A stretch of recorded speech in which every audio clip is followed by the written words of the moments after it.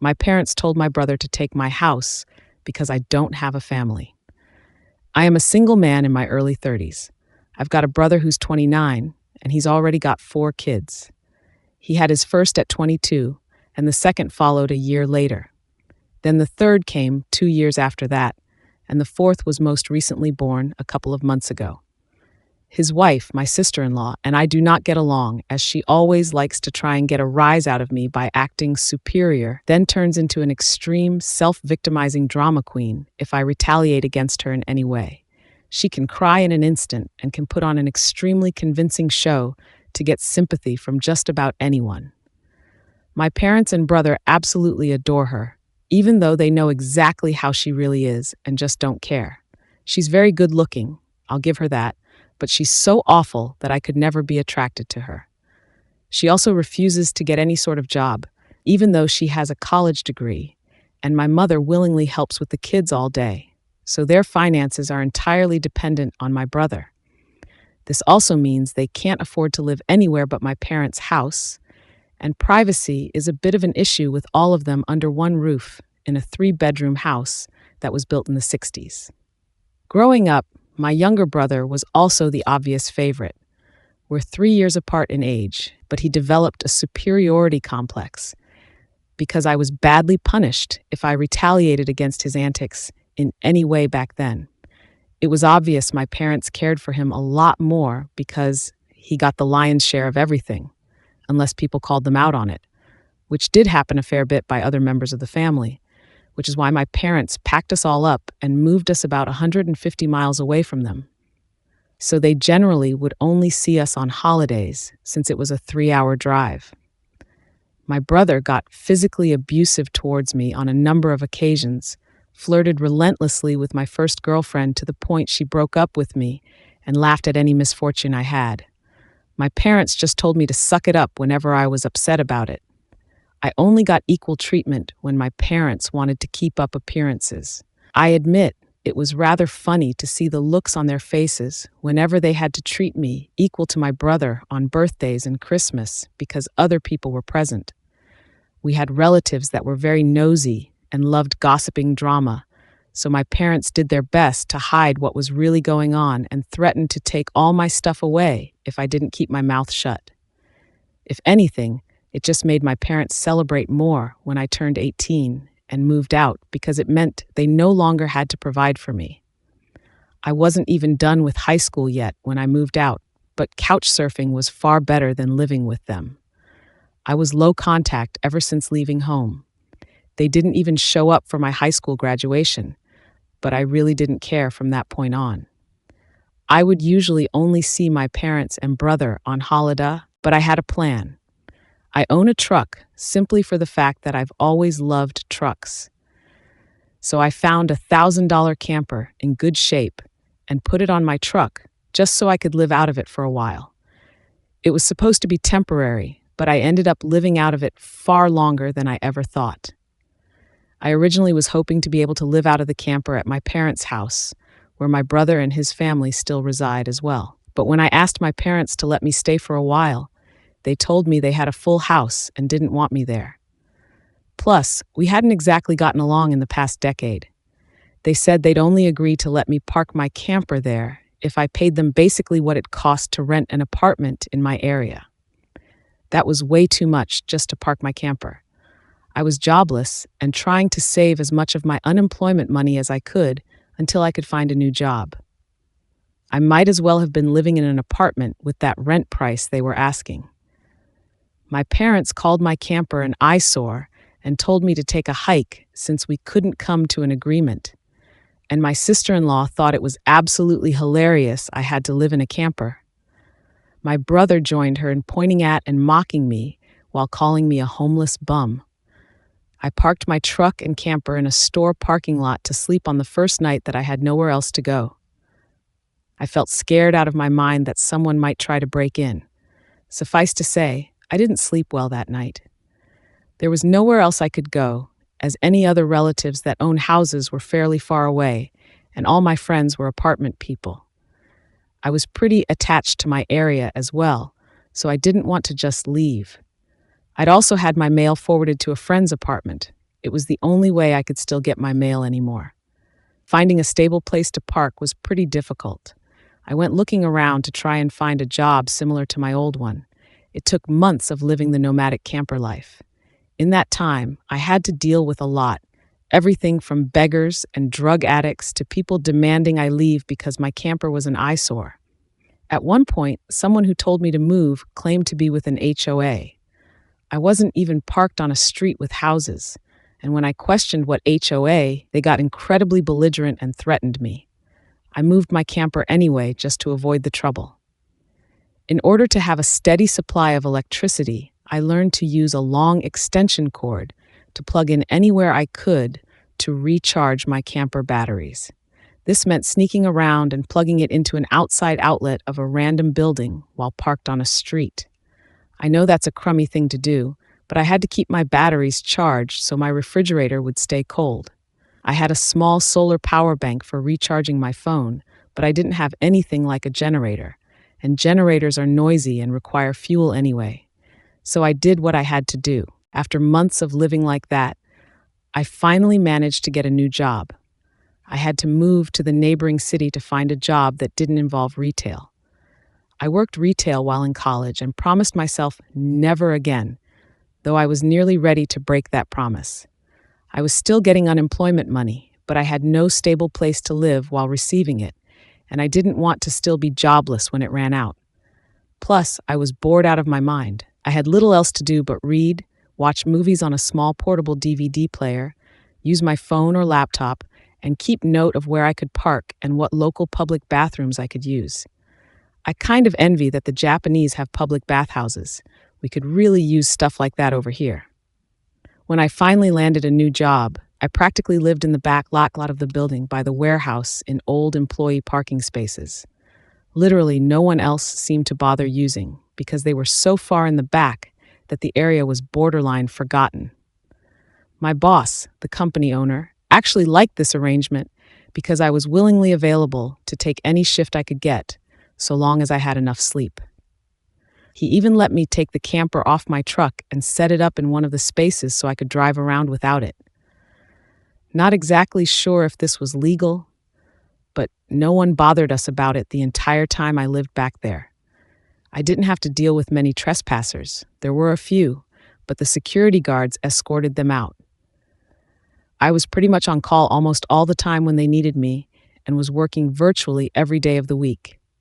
My boss let me plug my camper into the building for power and water, and I paid a small amount of rent by working for free on Sundays when no one else was in the office but the janitor and security guard. Beyond that, I usually had to shower at a friend's apartment or at my local gym, as the camper didn't have a shower in it and only a portable toilet. I didn't want to fill it because emptying it is a nasty chore, so I used other bathrooms as often as I could. I had a key to the warehouse and could go in to use the bathroom there at any hour. I was even on a first-name basis with the night security guard. He's since become one of my closest friends. The camper was easy to heat in the winter with a small electric heater. Summers were not fun, though. The camper didn't have AC, so I had to get a used portable air conditioner just to make it bearable. I made a lot of overtime pay and learned some new skills from other employees. Eventually, midway into this year, I landed a better position in the company as a supervisor and started making a better salary than my old job. That's when I decided I wanted a house. The scare I'd gotten from losing my condo made me realize I needed something much more stable for the long term. I looked around for something close to my work and, just 2 miles away, found a 3-bedroom manufactured home on a small property. I managed to get it for $10,000 less than the asking price somehow. I used nearly my entire savings for a down payment and got approved for a home loan. I finally didn't have to live in a camper anymore.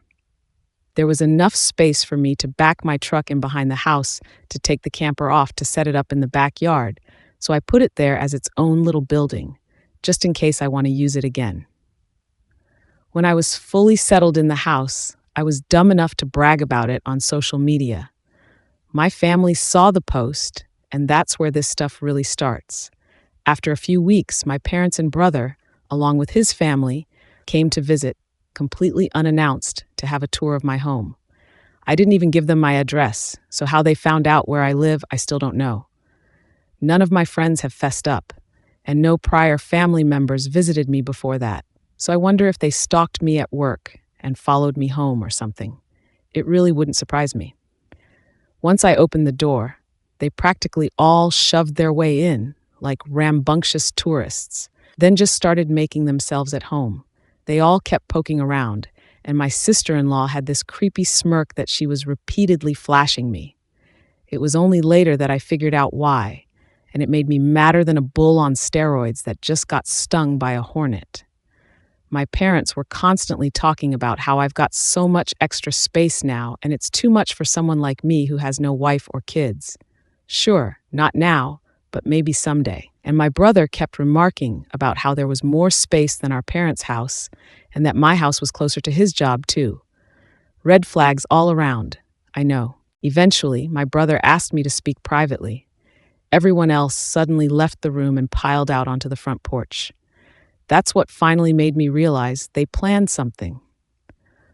My brother, let's call him Dan for the sake of simplicity, said the house was too much for me alone, and I should let him move in with his family because his wife is pregnant with kid number 4, and my house is much closer to his job. He pointed out that I already have the camper, so I could just live in that outside while they live in the main house. I'd like to point out that Dan never once spoke of offering rent.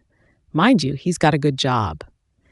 He also started talking about how there would be changes and even curfews, and that I couldn't just walk in at any time without prior notice.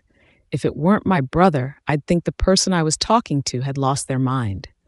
But Dan lost his marbles long ago thanks to our parents treating him like he was the center of the world. I tried to speak, but he kept talking over me as if I had no say in the matter. There was no way in hell I'd rent my house or parts of my house to him. Other people, maybe just so I can pay the mortgage off more easily, but certainly not him or his nasty wife. I've heard of this exact kind of situation in videos online many times, and never once did I think I'd actually live it because I thought it so ludicrous. But my parents, brother, and sister-in-law do all fit the bill for a bunch of narcissistic, entitled crazies. So I picked up my phone and set it to start recording, then just held on to it. Dan didn't even seem to care or notice that I'd done this, and just sat there with his arms waving around while talking about all the reasons why he needed my house. Then he went from saying that to acting like it was a done deal and trying to reach out his hand to shake mine. That's when I finally showed my backbone and said, "Hell no," and I said it loud enough that Dan stumbled backward for a second.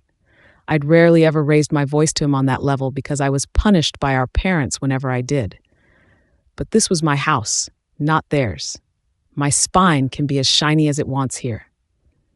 I stood up and then told him that my house was not up for grabs, and acting like I'll let him move in just because they want it won't make it happen. I bought my house for me, and it's not my fault he keeps having more kids and has to keep living with our parents because he can't afford to move out. Eventually, my brother asked me to speak privately. Everyone else suddenly left the room and piled out onto the front porch. That's what finally made me realize they planned something.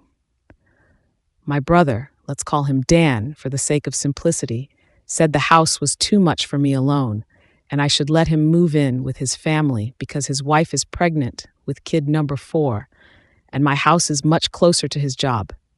He pointed out that I already have the camper, so I could just live in that outside while they live in the main house.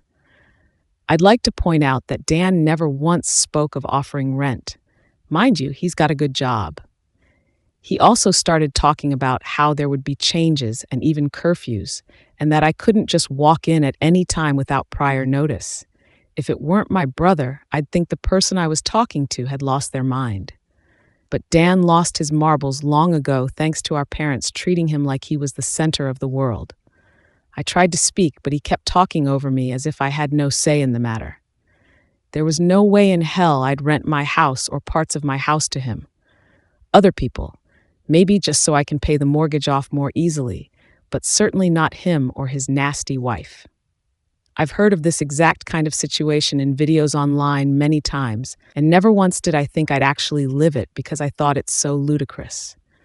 But my parents, brother, and sister-in-law do all fit the bill for a bunch of narcissistic, entitled crazies. So I picked up my phone and set it to start recording, then just held on to it. Dan didn't even seem to care or notice that I'd done this, and just sat there with his arms waving around while talking about all the reasons why he needed my house. Then he went from saying that to acting like it was a done deal and trying to reach out his hand to shake mine. That's when I finally showed my backbone and said, "Hell no," and I said it loud enough that Dan stumbled backward for a second.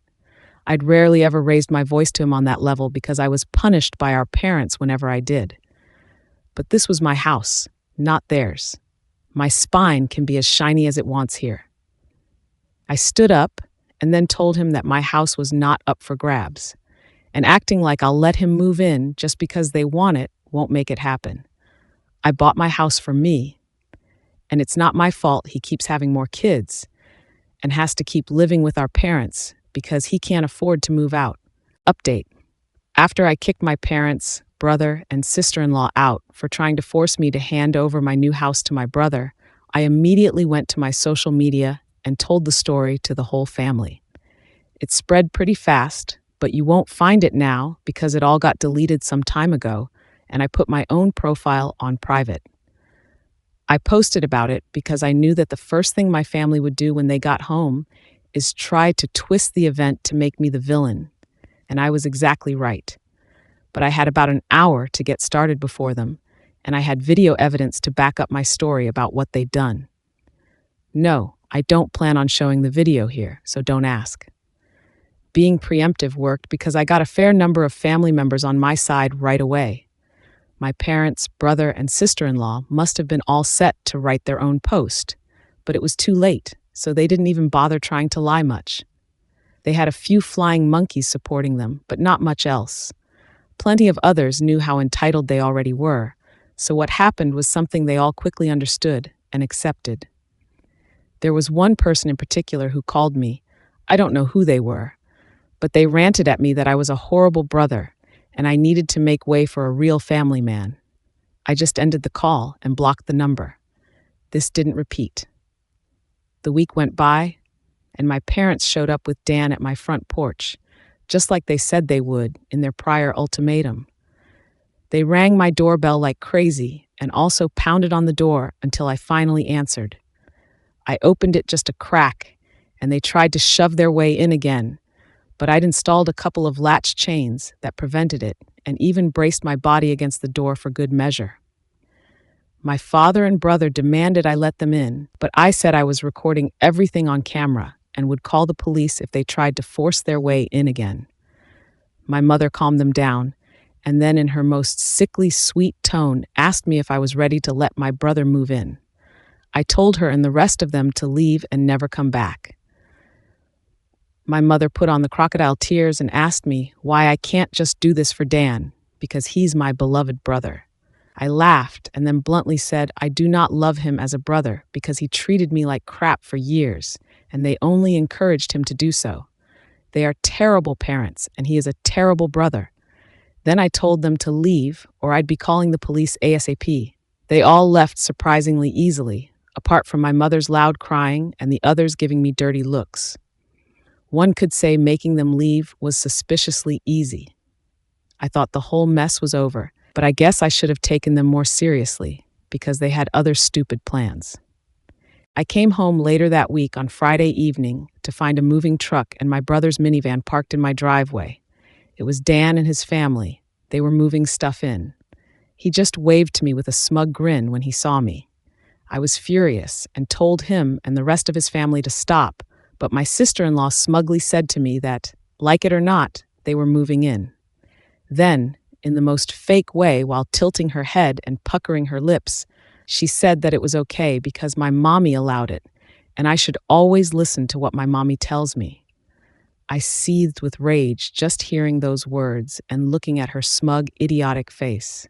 So I locked myself in my truck to call the cops right away. When they realized what I was doing, my sister-in-law started pounding on my window and yelling at me to stop, and that I can't do this to her because she and Dan need the house. She cried, "Why can't you just do this for Dan?" I responded with, "Forget Dan, it's my damn house, not his." Then she threatened to key the side of my truck unless I stopped calling the police, all of which the 911 operator heard thanks to the window being slightly open. I told her if she damaged my truck, I'd sue her, and she was smart enough to retreat. When the police arrived, Dan and my sister-in-law, along with their kids, had locked themselves in my house. I told the cops what had happened, as well as showing them my new driver's license that had my current address on it. Then, when we went to my front door, I saw that they had changed the lock, and the old lock was laying on the porch with the center of it drilled out, and the drill they used was laying right next to it with a complete drill bit set. Could they have been any more stupid, leaving evidence out like that? I pointed out the broken lock and drill, then gave the police a rundown on all the events that had happened prior. Well, I guess Dan called our parents over at some point after I arrived home because they showed up while I was talking to the cops. My parents immediately lied and started saying that I'd agreed to rent my house to my brother and his family. I said that was an easily provable lie, one way or another. So Dan and my sister-in-law finally came out of my house with some papers in hand. They both looked super smug, like they'd somehow outsmarted me. They'd actually drawn up and printed out a fake rental agreement, but my signature was not on it. There was one, but it looked nothing like my handwriting.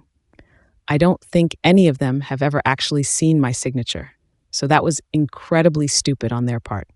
I told my parents and Dan that it was blatant fraud, and if the cops investigated, they'd easily figure that out. I don't think going to jail and court would do them any good.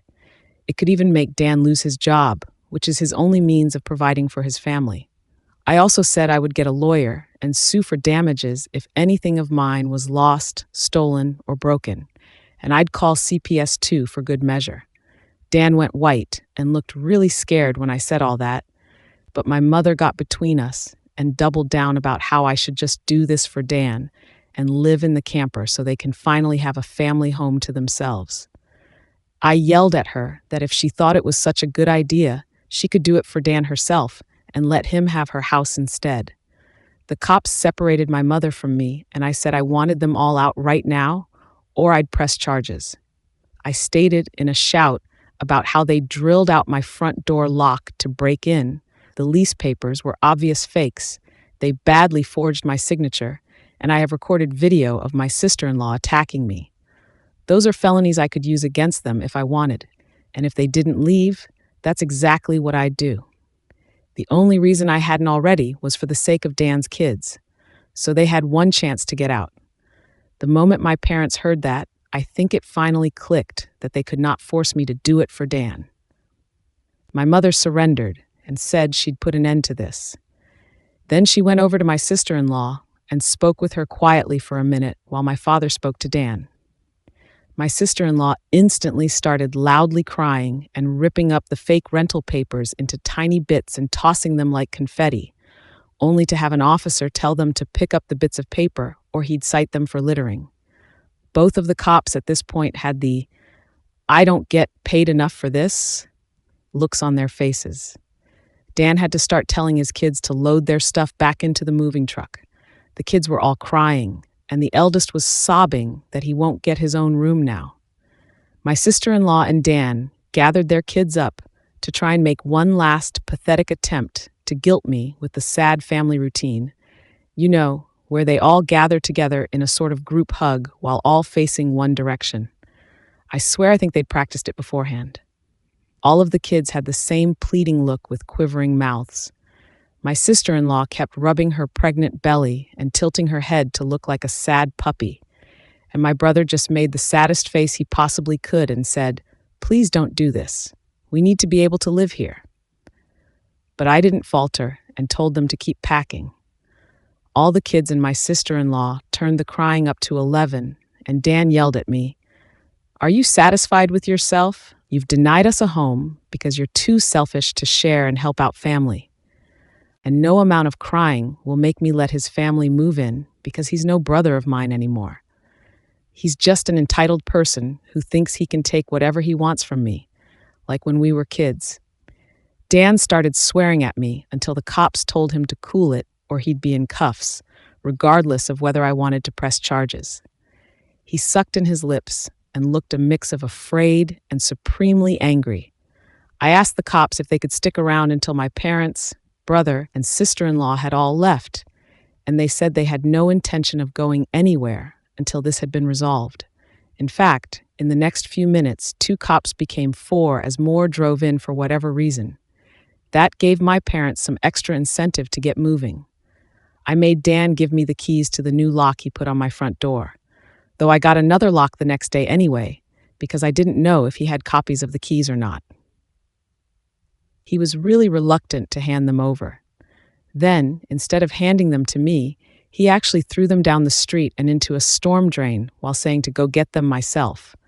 But one of the cops scolded him for that and made him go get them. He had to pull the grate off just to get at them, and he got pretty dirty in the process. When he got the keys back, he just grumbled, then slammed them down into my hand. I then told them all to leave and never come back. My mother said I'd be disowned for this, as if that were some kind of threat to me, and I voiced that to them. Then, in an overly sarcastic tone, I said something along the lines of, "Oh no, that means I won't get to come to any holidays with you guys where I always get treated like crap by you all anyway, because Dan has always been your obvious favorite. You treated me so badly when I was growing up that if Dan ever needs an organ donor, I wouldn't give him anything. So do like you always told me to do when I was mistreated by all of you, and suck it up." Final update, I decided to wait on making an account and posting until after the new year, just in case more stuff happened. And it did. As previous readers know, my sister-in-law was making passive-aggressive posts on social media that were obviously directed at me, especially after she had her 4th baby in November. She was posting the same repetitive nonsense over and over again. She just found semi-clever ways of rewriting it, but she pretty much kept repeating that she was tired of living with my parents, that there isn't enough space, she needs her own house, blah, blah, blah. I know I sound dismissive, but live through what I have with these people, and you'd be ready to sarcastically play tiny violins in front of them too. They're just that bad. Since I waited until January to make an account, more happened, just like I thought. I stated before that I'd invited half the family for a Christmas Eve party at my house, and everyone I invited all came, even though it was a fairly long drive of around 3 to 4 hours for them. But they wanted to come and show me their support. I was praised by them a lot for how hard I'd worked to get a house on my own, and that they were sorry for everything I'd gone through. I was asked why I didn't just take my camper and drive the 3 hours back to them, instead of living pretty much homeless for so long. And I had to sheepishly admit that I was very attached to living around here, and I had my best employment opportunities in this area. My hometown doesn't have a lot of great job opportunities in my field, if any at all, and I wanted to make my own way as much as I could, an answer they overall accepted. We moved on to having a rather nice party, the best I've been in years. Some relatives even brought CDs of great Christmas albums, and I have to say, the one my uncle brought of Ray Charles was my favorite. He sings Christmas songs like no one else I've heard. It was a grand and happy time. I felt like for once I could just forget my past issues and enjoy the moment. But I wouldn't be writing this if it had stayed that way. About 2 hours into the party, you know who showed up. My parents, brother, and sister-in-law popped in, trying to look all smiles. They didn't even knock, just walked right in my front door like they were meant to be there. I shut off the music and told them to leave immediately. They begged to stay and said they brought gifts. One of my uncles stood up and yelled at them before I got another chance to speak. He said they don't deserve to be in my home or my life after the crap they tried to pull months earlier, and he was backed up by several other relatives.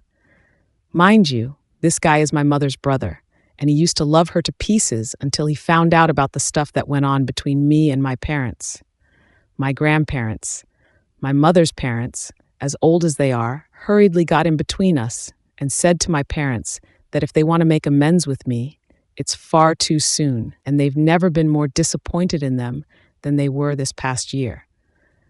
They'd hidden their favoritism for my brother from prying eyes for a long time, but no one was fooled anymore, and they needed to make a serious effort to try and actually treat me like a son if they ever wanted to be in my life again. Then they turned to Dan and my sister-in-law and said they've seen the repetitive nonsense she keeps posting about. They're tired of it and to just let it go already. My house will not become their new home. My sister-in-law went back to her old standard of crying and had a pity party about how she should be the one living here and not me. She plopped down in a chair to have a tantrum and said, "It wasn't fair I got this house to myself when I have no family of my own, and she has 4 kids that need more space, and she just wanted a better place to live in and feel like a real mom." It was petty of me, but I loudly pointed out that she isn't a great mother because she lets my mother do most of the parenting while she sits around all day drinking, playing on her phone, or going out and spending all of Dan's money, and she has the nerve to complain about it. I even joked that I'm surprised her baby doesn't get drunk from her breast milk since she drinks so much, which I admit went a bit too far, as I got some stares, and she demanded to know if I was calling her a bad mom. I said the evidence speaks for itself, and if she wanted to be able to afford to move out of my parents' house someday, then she needs to put her college degree to some use, get a job, and learn to save money. My mother already does most of the childcare for my brother's kids anyway, so she'd have plenty of time after her baby gets a little older. My brother's eldest kid, who's 7 years old, ran up to start kicking and screaming at me for yelling at his mom. He kept at me about how his mom said that I was the bad guy who made her cry and didn't let them live here. That's when my brother grabbed his son to pull him away, but all the other relatives jumped back in, and this sort of turned into a family intervention against my sister-in-law and brother. She was crying, her new baby was crying, her kids were crying. Heck, even Dan was very nearly in tears from the verbal lashing he was being assaulted with. He ended up just sitting on the ottoman I keep shoes in by the front door and looking like a complete wreck. He couldn't look anyone in the eye. He couldn't even say 2 words to me. Not with a whole house filled with angry people ready to judge him if he tried to let out his inner golden child again. If they weren't there to get in his way, I bet this would have ended up a repeat of when he tried to order me around to try and take my house months earlier. By this point, though, he'd been so thoroughly humiliated that his and my parents' reputation in the family was completely destroyed because the masks were all now off. Soon after, my parents, brother, and sister-in-law all left in defeat. The party resumed, and we all avoided speaking of what just happened for the rest of the evening. Since most of the adults had been drinking, everyone stayed the night in my house. I even let some of them sleep in the camper so there'd be enough space. I admit it also makes a good guest house. My relatives all wanted a tour of it earlier as well, and they said they couldn't believe I'd been living in it for around 2 years. I got a lot of questions about it, like what summer and winter were like, and so on. I was up earlier than everyone else Christmas morning and had a fresh pot of coffee and some ibuprofen for those spiked eggnog hangovers a few of them had.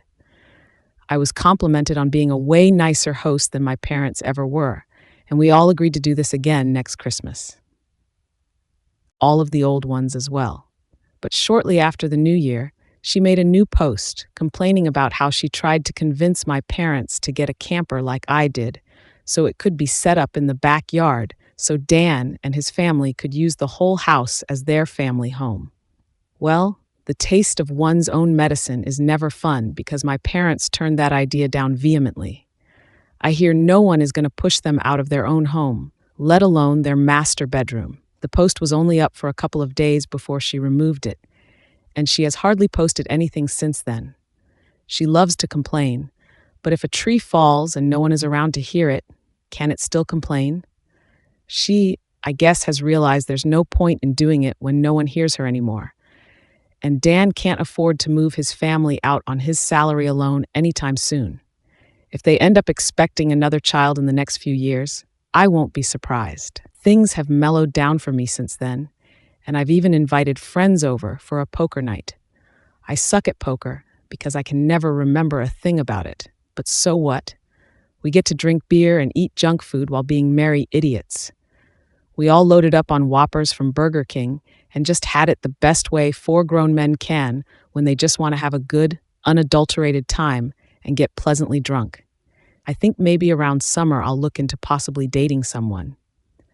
I'm not exactly getting younger here. Fingers crossed that goes well.